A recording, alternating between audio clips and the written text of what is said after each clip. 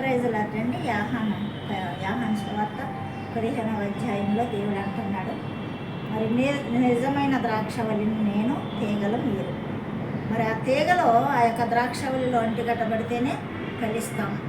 మరి ఆ తీగలకి, ఆ యొక్క ద్రాక్షవల్లికి, ఆ చెట్టుకి తీగలు అంటికట్టబడి లేకపోతే అవి మరి కుళ్ళిపోయి పాడైపోయి మరి యొక్క తొక్కబడి కాల్చబడి మరి దారిలో పడవేయబడుతుంది. ఆ యొక్క కాల్చబడిన బూడిదను అనేక మంది తొక్కుకుంటూ వెళ్తారు. కాబట్టి మనం ఎప్పుడు కూడా మరి యొక్క ద్రాక్షావల్లికి తీగలు అంటుకట్టబడి ఉండాలి.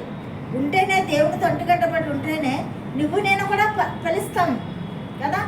మరి యొక్క ఫలాలు పొందాలంటే దేవుడి మాట వినాలి.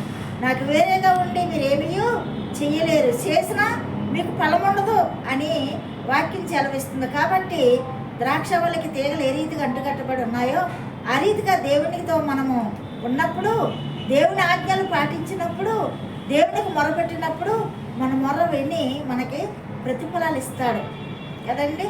మన ప్రార్థన ఎలా ఉండాలంటే దేవునికి ఇష్టమైనదిగా ఉండాలి.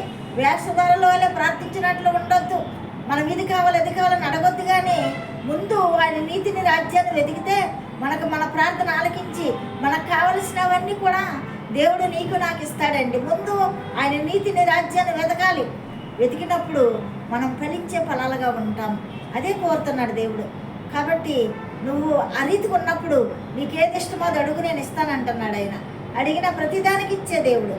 కాబట్టి మనము ద్రాక్షవల్లిలో అంటుకట్టబడేవారుగా ఉండాలి అంటే దేవరాత్రులు ఆయన వాక్యం ధ్యానించేవారుగా, ఆయన ప్రార్థించేవారుగా, ఆయన మాటకు లోబడేవారుగా, ఆయన యొక్క మాటకి భయంలో పడేవారుగా ఉండాలి.